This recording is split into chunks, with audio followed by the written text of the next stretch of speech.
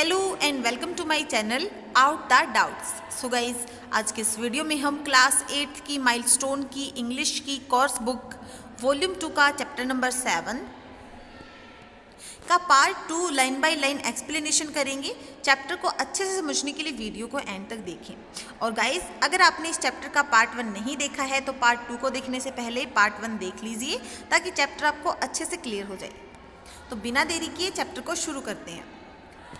Now the gooseberry garden had 2 doors by which it might be entered, and once a small person like Nicholas could slip in there, he could successfully disappear from view amid the concealing growth of artichokes, raspberry, canes and fruit bushes. अब देखिए यहाँ पे जो Nicholas है, आप सभी को पता है कि किस तरह से जो आंटी है वो बच्चों को लेके रेत के ऊपर जाने वाली थी और जो निकोलस है उसको घर पे अकेले रहना था। अब जो आंटी है उसको पता था कि पास में जो गूसबेरी गार्डन है वहाँ पे जो निकोलस है वो ज़रूर जाएगा। तो यहाँ पे बताया गया है कि जो गूसबेरी गार्डन है उसके 2 दरवाजे थे। अब इनके अंदर से कैसे जो है इसके अंदर जाया जा सकता था।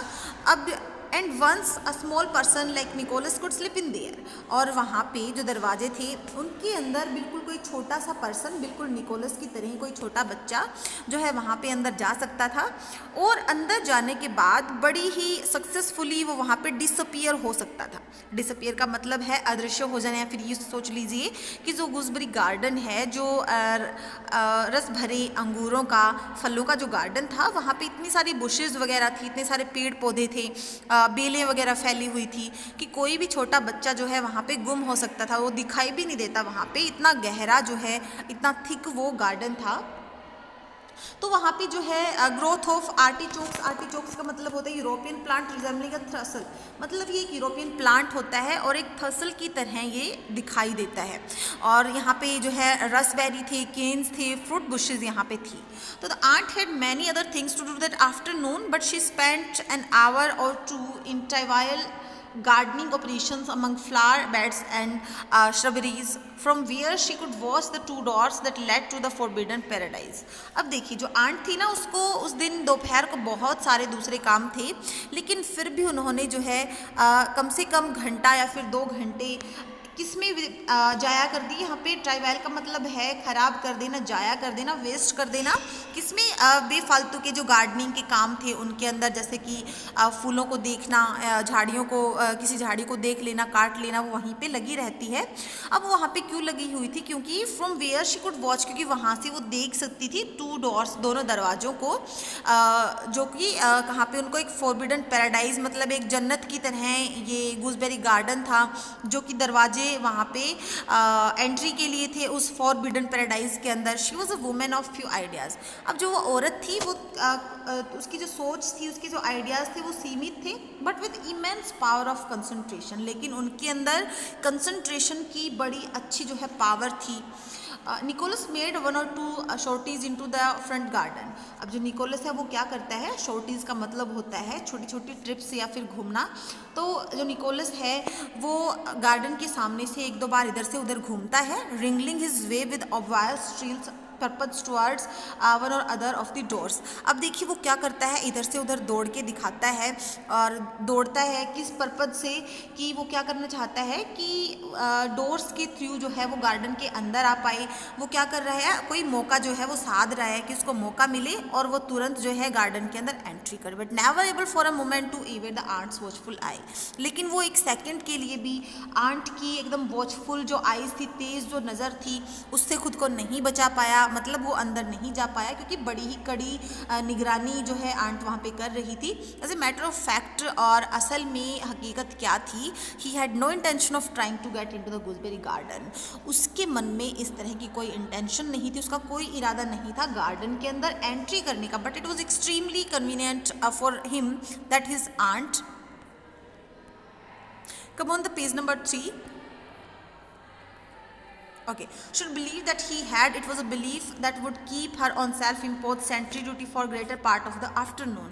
अब देखिए यहाँ पे जो निकोलस है वो सिर्फ शो ऑफ कर रहा था, वो सिर्फ आंटी को ये दिखाना चाहता था कि वो गार्डन के अंदर आना चाहता है। क्यों? क्योंकि वो चाहता था कि आंटी जो है पूरा टाइम वहाँ पे गार्डन में बिता दे और ये सोच के कि मैं कहीं गार्डन के अंदर ना आ जाऊँ। अब उसकी इंटेंशन क्या थी उसके बारे में भी पढ़ेंगे। Having truly confirmed her suspicion, Nicholas slipped back into the house and rapidly implemented a plan action that had long germinated in his brain. अब देखिए जो निकोलस है वो क्या करता है, वो अपनी सस्पिशियस को क्या करता है, कंफर्म कर लेता है कि देखता है कि आंटी जो है वो निगरानी में वहाँ पे खड़ी है। तो वो स्लिप्ड बैक का मतलब है वापस चले जाना, वो वापस चले जाता है हाउस के अंदर और बड़ी जल्दी से वो अपने प्लान को इम्प्लीमेंट कर देता है, अप्लाई कर देता है ऐसा प्लान जो कि उसके दिमाग में बड़े लंबे टाइम से आया हुआ था। By standing on a chair in library, one could reach on a shelf which lay a fat, important looking key. अब देखिए वो एक चेयर के ऊपर खड़ा होता है लाइब्रेरी के अंदर और एक शेल्फ, एक अलमारी होती है और उस तक वो पहुंचता है। उसकी जो ऊपर की जो तह होती है जिसको ले फैट बोल रहे हैं, वहाँ पे वो एक इम्पोर्टेंट की को देखता है। The key was is important as it looked. अब जो की थी वो उतनी ही इम्पोर्टेंट थी जैसे कि वो दिखाई दे रही थी। It was the instrument which kept the mysterious of lumber room secure from unauthorized intrusion. अब देखिए ये जो चाबी थी जैसे दिखाई दे रही थी वैसे ही इम्पोर्टेंट भी थी, क्योंकि ये वो इंस्ट्रूमेंट थी जिसने बहुत सारे रहस्यों को लंबर रूम के अंदर सिक्योर करके रखा हुआ था। Nicholas had not had much experience of art fitting keys into keyholes and turning locks, but for some days past he had practiced with the key of schoolroom door. अब देखिए जो Nicholas था उसको कोई एक्सपीरियंस नहीं था किसी भी जो है ताले को खोलने का, की होल्स के अंदर चाबी को डाल के खोलने का, लेकिन वो कुछ दिनों से क्या कर रहा था, प्रैक्टिस कर रहा था स्कूल रूम की जो डोर्स थी उनको खोलने के लिए, उनको ट्राई कर रहा था जैसे कि बंद करके खोलना, जिससे उसको प्रैक्टिस हो जाए। The key turn stiffly in the lock, जो की थी थोड़ा फंस गई थी वो एक बार लॉक के अंदर, बट इट टर्न, लेकिन बाद में वो मुड़ गई, मतलब ताला खुल गया। द डोर ओपन, डोर खुलती है। The Nicholas was is an unknown land. अब जो निकोलस है वो एक अनजान जगह पे होता है। Compare with which the gooseberry garden was still delight, और वो कंपेयर करता है उसकी उस गूसबेरी गार्डन से जो कि उसके सामने फीका पड़ गया था, उसकी लाइट के सामने, उसके प्रकाश के सामने। मतलब क्या है, गूसबेरी गार्डन उसको इतना अच्छा नहीं लग रहा था जितनी क्यूरियोसिटी उसके मन में उस लंबर रूम के अंदर जाने की थी, उस कबाड़ खाने रूम के अंदर जाने की थी। Often Nicholas had picture to himself what the lumber room might be like. अब कई बार जो निकोलस है उसके मन में एक पिक्चर आती थी, वो एक पिक्चर को इमेजिन करता था कि जो लंबर रूम है वो देखने में कैसा होगा। That reason that was so carefully sealed from youthful eyes and which no question were answered. अब देखिए एक ऐसा कमरा जो कि छोटे जो बच्चे हैं उनकी नज़रों से जिसको दूर जो है सील करके रखा गया है, बंद करके रखा गया है, और जब बच्चे उसके बारे में क्वेश्चन करते हैं तो कोई भी आंसर उन्हें नहीं दिया जाता इस रूम के बारे में। It came up to his expectations. अब देखिए उसकी जो एक्सपेक्टेशन थी अब वो पूरी हो चुकी थी, वो रूम के अंदर आ चुका था। In the first place it was large and dimly lit, और पहले ही जगह पे जब वो गया तो वो जो स्थान था वो बहुत बड़ा था और डिमली लिट था, मतलब बहुत ही कम प्रकाश था वहाँ पे, धुंधला धुंधला। One high window opening on to the forbidden garden was its only source of illumination. अब यहाँ पे प्रकाश का जो एकमात्र रिसोर्स था कमरे के अंदर वो क्या थी, एक बहुत ही ऊंची सी खिड़की थी जो कि फॉरबिडन जो गार्डन जो था पीछे उस गार्डन में से की तरफ से खुलती थी। In second place it was a store house of unimagined treasure. और देखिए दूसरा जो स्थान था वो क्या था, एक स्टोर हाउस था जिसके अंदर बड़ा ही इमेजिन्ड ट्रेजर था, खजाना था। वहाँ पे क्या था उसके बारे में भी हम देखते हैं। There were wonderful things for eye to feast on. वहाँ पे इतनी अच्छी अच्छी वंडरफुल चीज़ें थी जो कि हमारी आँख को जो है ठंडा कर, एकदम से हमारी आँखों को देखते ही ठंडक पड़ जाती थी। एक तरह से हमारी आँखें जिस चीज़ के लिए तरस रही थी वो चीज़ अगर उसको दिख जाए तो एकदम से हमारी आँखों में ठंडक सी आ जाती है। तो उन चीज़ों को देख के निकोलस की आँखें जो है एकदम ठंडी हो गई। First and foremost there was a piece of framed tapestry that was evidently meant to be fire screen. अब देखिए सबसे पहले और सबसे शुरू का जो चीज़ निकोलस ने देखी थी वो क्या था, piece of frame tapestry. अब ये टेप स्ट्रे क्या होता है, एक तरह का कर्टेन होता है जो कि बड़े ही ताकत वाले कपड़े से बना हुआ होता है, बहुत अच्छा जो कपड़ा होता है उससे बना होता है, जो कि बिल्कुल दिख रहा था फायर स्क्रीन की तरह। To Nicholas it was a living breathing story. He took in all details of tape stray picture. अब देखिए ये जो टेप स्ट्रे था इसके ऊपर जो पिक्चर बनी हुई थी, उस पिक्चर के अंदर उसने जो देखा वो एक तरह से उसके सामने एकदम लिविंग जो है ब्रीदिंग स्टोरी थी। मतलब उसके अंदर जो पिक्चर थी, उस पिक्चर को देख के जो स्टोरी दिख रही थी एकदम लिविंग थी। ऐसे देख के ऐसे लग रहा था जैसे कि ये जो चीज़ें हैं पिक्चर के अंदर ये हो रही हैं, उसको हम लिविंग बोल सकते हैं। A man dressed in the hunting costume of some remote period, एक आदमी जो कि हंटिंग की ड्रेस पहने हुआ था, मतलब जो उसने लिबास पहना था वो शिकारी का लिबास था, और वो जो आदमी था वो रिमोट पीरियड का था, मतलब बड़े पुराने समय का जो आदमी था, जो हंटिंग जो लोग करते थे और उनकी जो लिबास होता था, उनकी जो कॉस्ट्यूम होती थी, वो जो आदमी था वो रिमोट पीरियड का था। Just pieced Stag with an arrow, तो उसने है जो है एक हिरण को, एक स्टैग को जो है अपनी एरो के साथ क्या किया था, उसी वक्त जो है बिल्कुल तब ही उसने एरो जो है स्टैग के ऊपर चलाया था। It could not have been a difficult shot because the stag was only 1 or 2 paces away from him. अब देखिए बहुत मुश्किल नहीं था उस शिकारी के लिए उस स्टैग को मारना, उसके ऊपर एरो चलाना, क्योंकि वो उससे सिर्फ 1-2 कदम ही आगे था। In the quickly growing vegetation that the picture suggested it would not have been difficult to creep up to feeding stag. अब देखिए बहुत ज़्यादा अगर वहाँ पे देखें पिक्चर के अंदर ये दिखाई दे रहा था कि वहाँ पे बड़ी ही थिकली ग्रोइंग वेजिटेशन थी, मतलब सब्जियों का बड़ा ही गहरा बाग था, और वहाँ पे जो पिक्चर है वो सजेस्ट करती है it would not have difficult to creep, और ज़्यादा मुश्किल नहीं होगा क्रीप करना। क्रीप करने का मतलब जैसे होता है कि हम नीचे धरती से सटकर जब चलते हैं तो बहुत मुश्किल नहीं हुआ होगा उस स्टैग के लिए। And the 2 spotted dogs that were springing forward to join in the chase had clearly been trained to keep a heel till the arrow was discharged। अब देखिए 2 कुत्ते भी थे जो कि चेज कर रहे थे उस हिरण को, और जिनको पहले ही ट्रेन किया गया था कि वो तब तक जो है हिरण के ऊपर झपट्टा नहीं मारेंगे जब तक कि एरो जो है तीर से ना निकल जाए। धनुष से जब तक एरो नहीं निकलता तब तक जो कुत्ते हैं वो शिकारी के पीछे रहेंगे। The part of the picture बहुत सिंपल। अब ये जो पार्ट था पिक्चर का वो बहुत सिंपल था, सिंपली समझ में आ रहा था कि शिकारी ने जो है अपने कुत्तों की हेल्प से स्टैग को मारा। बट डिड द हंट्समैन सी, लेकिन क्या उस शिकारी ने देखा वट निकोलस था, जो निकोलस ने देखा, that 4 galloping Wolves were coming in his direction through the wood, कि उसने देखा कि पिक्चर के अंदर 4 जो हैं वुल्व, 4 जो भेड़िए हैं वो जो जंगल था उसकी डायरेक्शन से आ रहे थे। There might be more than 4 of them hidden behind the trees, और उनमें से 4 के सिवाय और भी हो सकते हैं शायद जो कि पेड़ों के पीछे छुपे हुए हों।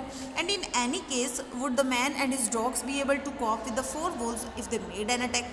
अब देखिए सोच के देखिए, अगर वो भेड़िए 4 भेड़िए अगर कुत्तों के ऊपर और उस आदमी के ऊपर हमला कर देते हैं तो क्या वो आदमी और वो जो कुत्ते हैं क्या वो हमला करने में सक्षम जो है लड़ाई करने में सक्षम हो पाएंगे उन भेड़ियों के साथ अगर वो अटैक करते हैं तो।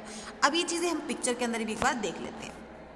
सो गाइस यहाँ पे ये पिक्चर दिखाई दे रही है कर्टेन पे, बहुत ही एकदम लाइवली दिख रहा है। यहाँ पे बिल्कुल सही एक तरह से जो पिक्चर है वो एकदम असल की लग रही है, और लग रहा है कि जस्ट ही ये सब हुआ है।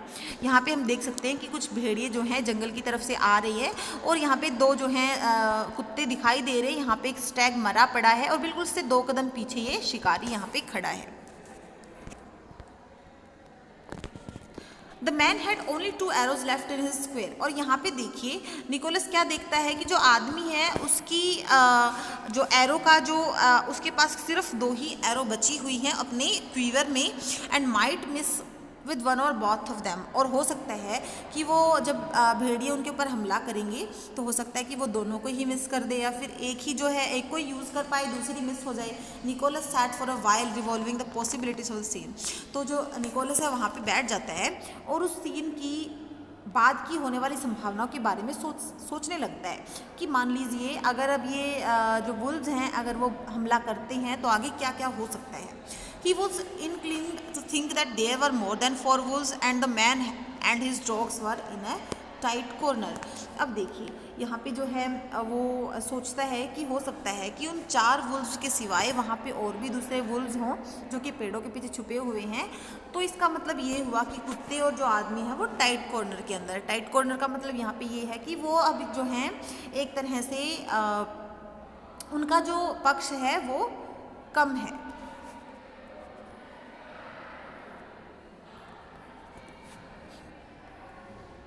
But there were other objects of delight and interest claiming is instant attention. लेकिन देखिए इस पिक्चर के सिवाय अब उस कमरे के अंदर, उस कबाड़ खाने के अंदर बहुत सारी ऐसी चीज़ें थी जो कि उसको डिलाइट कर रही थी, उसको खुशी दे रही थी, या फिर यूँ लगा लीजिए वो अट्रैक्ट हो रहा था जिन चीज़ों से। तो सिर्फ वो पिक्चर ही नहीं थी, तो वो क्या करता है उस पिक्चर पर से अपना ध्यान हटा के दूसरी चीज़ों को देखने लग जाता है। There were quaint twisted candle stick in the shape of snakes and a tea pot fashion like a china duck out of whose open beak the tea was supposed to come। अब देखिए और भी वहाँ पे क्या क्या था, हमने देखा कि वहाँ पे एक क्वेंट ट्विस्टेड कैंडल स्टिक थी।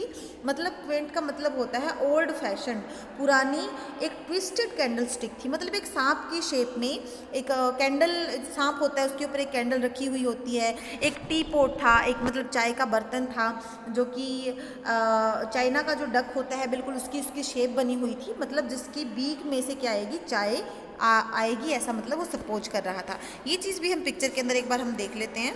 देखिए यहाँ पे हम देख पा रहे हैं इस डक को जो कि एक चाय की तरह है, एक चाय का पोट है ये। अब यहाँ से चाय जो है आती है। पिछले ज़माने में इस तरह के जो है बर्तन होते थे। यहाँ पे हम कैंडल स्टिक भी देख सकते हैं, ट्विस्टेड कैंडल स्टिक है कि सांप के फेस के ऊपर जो है कैंडल रखी हुई है। तो देखिए कितनी इंटरेस्टिंग चीज़ें यहाँ पे लंबर रूम के अंदर रखी गई हैं। सो गाइस आज की इस वीडियो में इतना ही। चैप्टर अगर आपको समझ आया तो वीडियो को लाइक करें, शेयर करें और दूसरी वीडियोस के लिए चैनल को सब्सक्राइब करें। So thank you, have a nice day.